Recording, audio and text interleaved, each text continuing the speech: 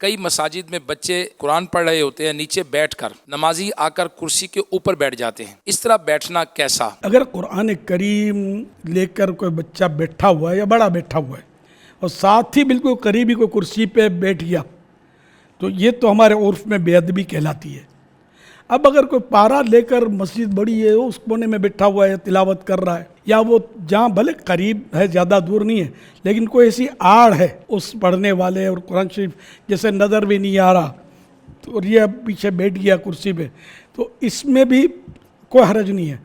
ورنہ تو اب ہم بلڈنگوں میں رہتے ہیں، ہم چھت کے اوپر ہوتے ہیں، ہر منزل پر مسلمانوں کے گھر میں قرآن کریم ہوتا ہے، مسجدیں منزلوں میں ہوتی ہیں،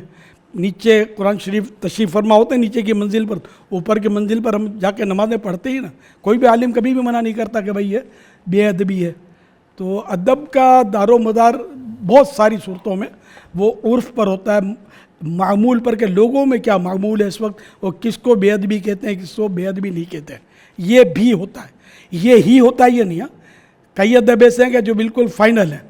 ان میں تو گنجائش ہی نہیں ہے۔ نبی کی تعظیم یہ فرض ہے، اب اس میں گنجائش نہیں ہے کہ عرف نہیں ہے۔